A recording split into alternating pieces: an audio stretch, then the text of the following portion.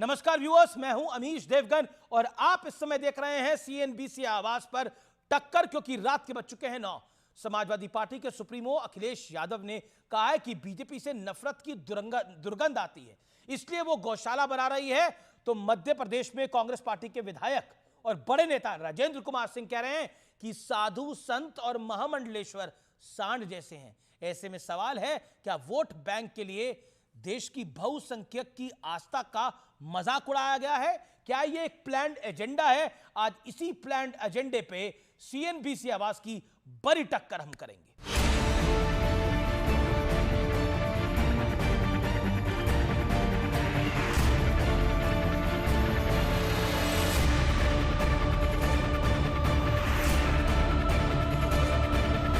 Bharatiya Janata party की दुर्गंध को हटाएं। आप बताइए, दुर्गंध पसंद करते हैं इसीलिए गौशाला बना रहे हैं। हम सुगंध पसंद कर रहे थे इसलिए इत्र पार्क बना रहे थे। इत्र में सुगंध, लेकिन सनातन संस्कृति में जिसे माता कहते हैं, उस गाय को रखने वाले स्थान यानी गौशाला में दुर्गंध। और गौशाला तो वो जगह है, यहाँ से खुद श्री कृष्ण का वंशज कहे जाने वाले यदुवंशियों का सीधा संबंध है। खुद अखिलेश यादव भी इसी समाज से आते हैं। तो क्या जिसे दुनिया विवादित बयान कह रही है, उसके पीछे अखिलेश यादव का सोचा समझा प्लान है, वोट बैंक को साधने और तुष्टीकरण की चाल का?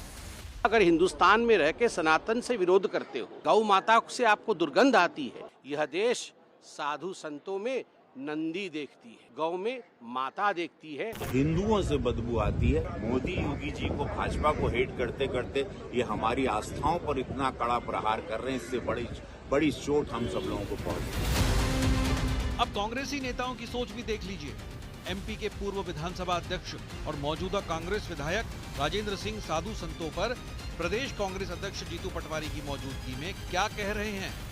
इन्होंने साधु सन्यासी जो हैं, बाबा बैरागी, महामंडलेश्वर, इनको छोड़ दिया है जनता के बीच में। जाओ प्रवचन करो, भाजपा का प्रचार करो, हिंदुत्व की बात करो, और ये सांड चर रहे हैं दूसरों का खेल।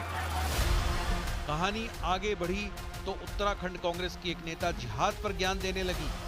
जिहाद एक पॉजिटिव शब्द है। जिहाद का अगर हम अनुवाद करें तो वो है रेवोल्यूशन, वो है चेंज और अच्छे के लिए।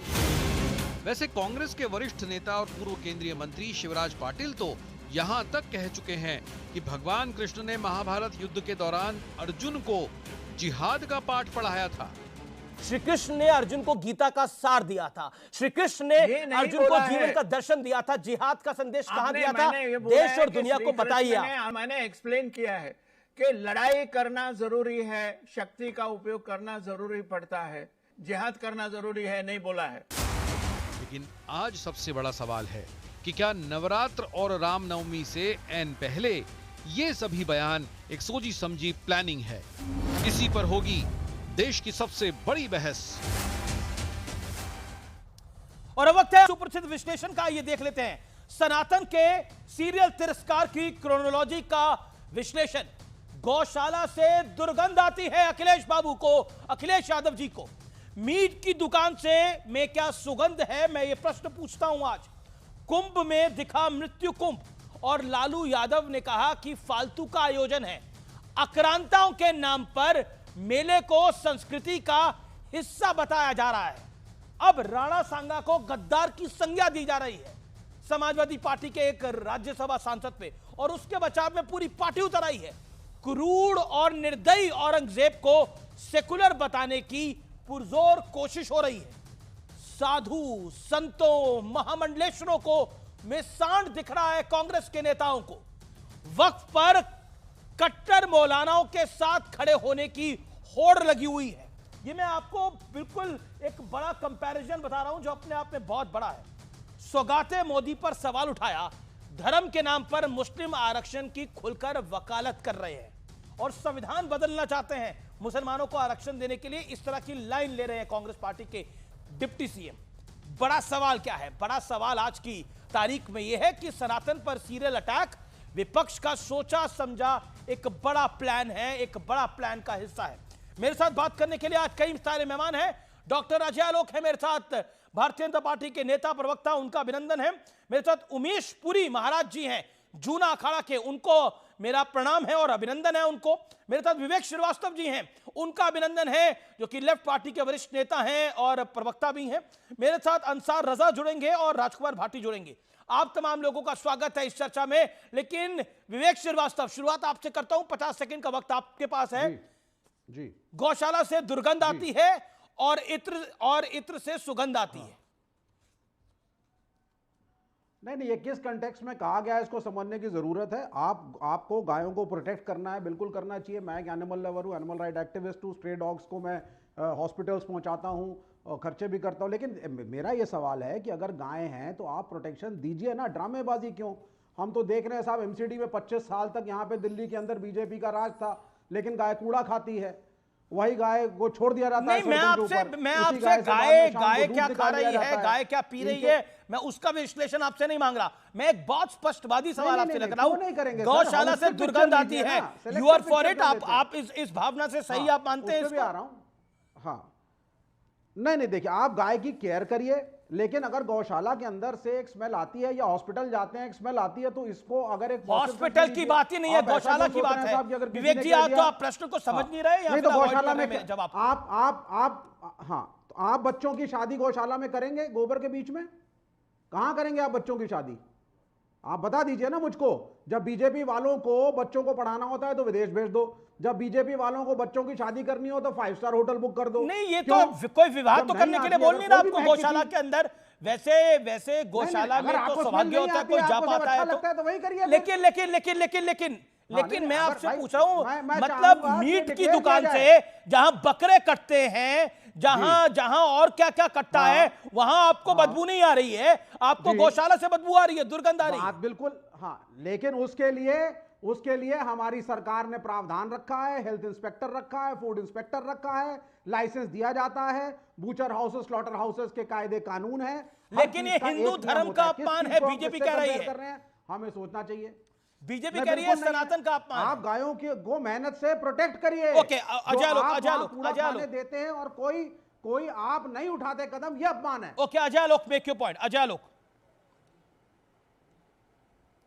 देखिए अमीर जी, मुझे तो सबसे पहले ये लगता है कि सबसे पहले शुरू हुआ शिवाजी, अबू आजमी, उसके बाद आ गए राणा सांगा, सुमन जी। अब सिकंदर बनने की चाह सब में लगी हुई है, तो टीपू भी कूद पड़े, आज सीधे गौशाला पे पहुंच गए। गौशाला से दुर्गंध आती है। मुझे याद आता 2-3 साल पहले कृष्ण के वंशज बने थे ना, ये सफाई में कृष्ण मंदिर बनवाने वाले। जी। बड़े भयानक कृष्ण के वंशज हैं ये, कि इनको गौशाला से बदबू आती है और इत्र से सुगंध आती है। इत्र समझते हैं ना आप? इत्र सऊदी अरब वगैरह, कतर वगैरह में मिलता है इत्र, थोड़ा सा लेके गाल के नीचे, ऐसे कान के नीचे लगाया जाता है। कौन लगाता है? ईद में बड़ा इस्तेमाल होता है, कल परसों से लगना शुरू हो जाएगा। तो इत्र से महक आती है। पुराने जमाने में भारत में भी इत्र ही बनता था। बदल ही जाओ ना, बदल ही जाओ। ये ढोंग करने की जरूरत क्या है? बदल जाओ, ढोंग करने की जरूरत क्या? आप देखिए, आज वो क्या नाम है उनका, एक एमएलए हैं रविदास मेहरोत्रा, आज वो नमाज पढ़ रहे थे मस्जिद के अंदर जाकर। भाई रोज़ा इफ्तारी में अपने यहाँ लोग बुलाते हैं तो लोग बैठ जाते हैं, हाथ कर लेते हैं, लेकिन ये बाकायदा मस्जिद में गए साहब नमाज पढ़ने के लिए। इनके एक और प्रवक्ता आते हैं, वो हरा कुर्ता, मैंने तो उनका नाम ही रख दिया हरा कुर्ता। तो जब इतनी आसक्ति हो गई है, इतनी भक्ति हो गई है, तो बदल ही जाओ। अखिलेश से अखलाक बनने में कितना समय लगेगा, कर लो। लेकिन ये अखिलेश बन के अखलाक वाली हरकतें कर रहे हैं और हिंदू धर्म को चोट पहुंचा रहे हैं। ये बड़ी लाइन है, अखिलेश बन के अखलाक वाली हरकतें कर रहे हैं। मैं समाजवादी पार्टी से रिएक्शन लूंगा, लेकिन विवेक 30 सेकंड और परफ्यूम मत रखना। आगे से अजय आलोक जी अपने इतर नहीं रखता हूं करते हैं, ना डिओड्रेंट इतर नहीं रखता घर में, ना परफ्यूम इतर नहीं रखता हूं भाई साहब। पुराने जमाने में जब केमिकल से परफ्यूम नहीं बनता इतर नहीं रखूंगा, तो चाहे हिंदू हो या मुसलमान भाई साहब इतर नहीं रखता था। इसको धार्मिक रंग ना दें। इतर नहीं रखूंगा। गुलाब का इत्र हिंदुओं की देन है। ना इतर से प्यार भी नहीं है, मोहब्बत भी नहीं है। तो थोड़ा पढ़ लीजिए पहले आप। इतर से आप ही मोहब्बत कीजिए। कोई बात नहीं, आप ना करिए मोहब्बत। आपने बड़ी बात बोली समाजवादी पार्टी के एसपी प्रवक्ता से इसका जवाब लूंगा। आप तो हिंदू के नाम पे सबसे बड़े कलंक हैं, आपसे बहस करना बेकार है। आप तो किसी धर्म को मानते नहीं, तब बहस क्यों कर रहे हो भाई? हिंदू धर्म के बारे में उल्टा पुल्टा बोलिएगा। और परफ्यूम घर में बंद कर रहे हैं कि नहीं कर रहे हैं बताइए, इसलिए चुप रहिए, कर दीजिए। आज आप हिंदू धर्म पे बोलिएगा, कोई भी नेता अपने घर में डिओड्रेंट और परफ्यूम आज से नहीं लाएगा। बोलिएगा मत, शांति से रहिए। इत्तर नहीं रखूंगा मैं, इत्तर नहीं नहीं नहीं, हमने कौन सुनिए से धर्म अखिलेश पे यादव बोल ने दिया? क्या बोला है। और ठीक आप है, भी ओके, जाइए ओके, नमाज राजकुमार पढ़िए। भाटे। धर्म के ठेकेदार हो, नमाज हमारा पढ़ने right जाइए, है। टाइम हो गया, नहीं नहीं, आपका टाइम हो कॉपीराइट गया, है, जाके नमाज आपका पढ़िए। कॉपीराइट है। देखिए भाटी जी को आने में टाइम आपका लग रहा है, वो copyright मस्जिद है। से आ रहे होंगे, नहीं, भाटी जी स्टूडियो में आ गए हैं, जाके नमाज पढ़िए। भाटी गलत जी बात है। स्टूडियो में है। राजकुमार भाटी जाके भाटी नमाज वो पढ़िए, कह टाइम रहे हो हैं गया है। नाम अखिलेश है, काम अखलाक वाले क्यों हो रहे हैं, और गौशाला से दुर्गंध आ रही है, और साथ ही साथ आपके एक विधायक तो नमाज पढ़ने चल दिए हैं, अब बचा क्या है बचाने को? ये डॉक्टर अजय आलोक कह रहे हैं। जी जी जी, तो अखलाक इंसान नहीं होते क्या? काम नाम अखिलेश, काम ना बनिए ना अखलाक भाई, वाले। एकदम इंसान बनिए। अखलाक नाम से इतनी नफरत क्यों है आपको? अखलाक भी तो इंसान ही होता है, हमें तो कोई दिक्कत नहीं, आप हमें भाई अखलाक बन कहें। जाए अखलाक, मैं तो घोषणा कर दीजिए कि अखलाक बन जाते हैं, काम खत्म। नहीं तो उसके बाद हम लेकिन तो हिंदू धर्म सब पे टिप्पणी इंसानों को करना एक बंद नजर कर से दीजिए। देखते हैं अजय भाई। गौशाला से राजकुमार भाटी बदबू पहले आती बोल है। ले। नहीं, कोई और सवाल हो तो आप पूछें। अखलाक होना तो कोई गुनाह नहीं है। अखलाक हो, मुरारी लाल हो, श्याम सुंदर हो, करमवीर सिंह हो, पर हिंदू गौशाला हो, से दुर्गंध क्यों आ रही है? नहीं, गौशाला से भ्रष्टाचार की दुर्गंध आ रही है, गौओं से दिक्कत नहीं है, हम तो गोपालक हैं। मेरी जाति गुजर है, अखिलेश जी यादव हैं। यादव और गुजर तो खासतौर से दोनों जातियां गोपालक मानी ये जाती हैं। दुर्गंध पसंद करते हैं इसलिए गौशाला बना रहे हैं, ये अखिलेश जी ने बोला है। हम सुगंध पसंद करते हैं इसलिए इत्र पार्क बना रहे थे। देखिए, योगी वो जी कह रहे हैं के- कि गौशाला जो है उससे दुर्गंध आती है और इत्र पार्क से खुशबू आती है। मैं आपसे पूछता हूं, मीट की दुकान से दुर्गंध नहीं आती? मीट की दुकान पे बोले कभी अखिलेश जी आप? अब देखो, मैं तो शुद्ध शाकाहारी हूं, मैंने कभी मांस का सेवन मैं किया नहीं। आपकी पार्टी की बात नहीं, कर मैं रहा एक हूं। बात कह रहा जी। हूं, लेकिन कोई मांस खाता है तो मुझे कोई आपत्ति नहीं है। और बहुत लोग खाते हैं, बहुत से हिंदू खाते हैं। 70% हिंदू मांस खाता है भारतवर्ष में, ये सरकारी आंकड़े बताते हैं, 70%। तो किसी के खान पान पर सवाल उठाने का हमें कोई अधिकार नहीं है। मैं नहीं खाता, मैंने कभी नहीं खाया। और दूसरी बात यह कि जो दुर्गंध वाली बात अखिलेश जी ने कही है, वो योगी जी के शासन में गौशालाओं में भारी भ्रष्टाचार हो रहा है। पर अखिलेश जी ने तो ये बात नहीं बोली। अखिलेश जी ने जो कोट करा मैं आपको बता रहा हूं, ये क्यों मतलब बोला गया? क्योंकि उनका एक वाक्य तो उठा लिया मीडिया ने, वो नहीं, पूरा नहीं, विस्तार से ओके, पूछते हैं ओके, उनसे, ओके, तो अजय आलोक बताते जवाब 30 सेकंड। भाटी जी, ये बिल्कुल आपको नहीं लगता है कि एक सीक्वेंस में जा रहा है समाजवादी पार्टी के लिए? अबू आजमी उठता है महाराष्ट्र में, बोलता है संभाजी महाराज पे। रामजी सुमन उठते हैं राज्यसभा में, बोलते हैं राणा सांगा पे। आज अखिलेश उठते हैं कन्नौज में, सीधे बोलते हैं कि गौशाला से बदबू आती है, इतर से सुगंध आती है।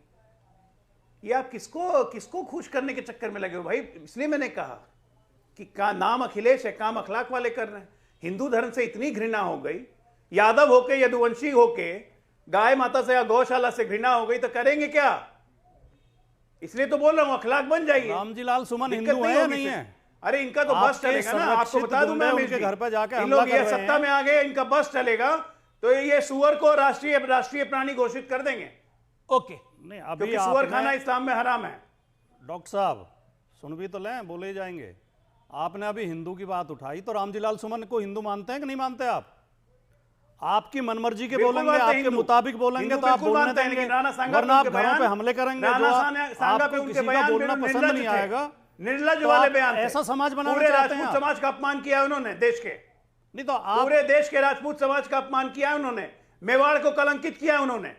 अच्छा, राणा सांगा हमारे वीर केवल योद्धा थे, राजपूतों ये तक आदर्श सीमित मानते करना हैं हम चाहते लोग। हैं। अमर चित्रकथा में पढ़ते थे हम लोग राणा सांगा जब बच्चे थे छोटे। नहीं, राणा सांगा को आप राजपूतों तक इतिहास की सीमित करना जानकारी नहीं है चाहते और हैं। अपने राणा आप को सांगा इतिहास के में खिलाफ नहीं बोल बोल रहे रहे हैं। Rajkumar Bhati, okay, all audios इतिहास डाउन। की Rajkumar Bhati, that's one to one question to you, straight to you. Rajkumar ji, देखिए आप एक अपनी पार्टी के वरिष्ठ नेता हैं, ये क्यों बार बार रिपीटेटिवली हो रहा है? राणा सांगा को गाली दे रहे हैं, उनको गद्दार कह रहे हैं। रविदास मेहरोत्रा हिंदू है ना, रविदास मेहरोत्रा, मैं जानना चाह रहा हूं, अगर उन्होंने कन्वर्जन कर लिया तो हमारी जानकारी में नहीं है ये, वो नमाज पढ़ने के लिए चले गए, क्या मतलब है? मतलब क्या मैसेज है ये? नमाज पढ़ना भी पूजा पाठ है, आरती करना भी पूजा है, मंदिर में पूजा करना भी पूजा है, गुरुद्वारे मस्जिद में पूजा करना भी पूजा है, जिसकी जैसा मर्जी हो। ये तो देश में रहा है, बिल्कुल है। बहुत से मुस्लिम मैंने देखे हैं नवरात्रों में व्रत रखते हैं, ओके, बहुत ओके। से हिंदू रोजा रखते हैं रमजान में। बिल्कुल, उमेश पुरी, जूना अखाड़ा जी के महाराज, बोलिए उमेश पुरी जी। ये देश का बड़ा दुर्भाग्य है कि समाजवादी पार्टी ने एक वर्ग विशेष का ठेका ले लिया है, और मुझे लगता है कि पूरे भारतवर्ष में ऐसा लगता है कि समाजवादी पार्टी ही मुसलमानों की सबसे बड़ी रहनुमा बनकर निकलती है। और जिस प्रकार के वक्तव्य ये लोग देते हैं, जो समाजवादी पार्टी अपने आप को यादवों का वंशज बोलती है, उस समाजवादी पार्टी को गौ माता से अब दुर्गंध आने लगी। यह देश का दुर्भाग्य है। श्री कृष्ण भगवान भी अगर इस प्रकार के वक्तव्यों को सुन रहे होंगे तो बड़े दुर्भाग्य के बाद कितना दुख हो रहा होगा। वही यादव जो अपने आप को श्री कृष्ण का वंशज मानते हैं, दूध पीते हैं, जो गोबर उठाते हैं, गौ माता का जो गौमूत्र है उसका सेवन भी करते हैं, उनको आज दुर्गंध आ रही है। एक वर्ग विशेष को खुश करने के लिए समाजवादी वर्ग विशेष कैसे खुश होगा इससे? गौ माता से दुर्गंध आने पे वर्ग विशेष कैसे खुश होगा? मेरी ऑब्जेक्शन है, वो भी इस गौ माता का ही दूध पीते हैं। देखिए, मुझे नहीं लगता कि वो वर्ग विशेष भी इससे कोई लाभ होगा इससे। लेकिन यही प्रश्न तो भाटी साहब इधर बैठे हैं कि इस प्रकार के वक्तव्य देकर इतने इस देश के बहुसंख्यक वर्ग को आहत कर आप खुश किसको करना चाहते हैं?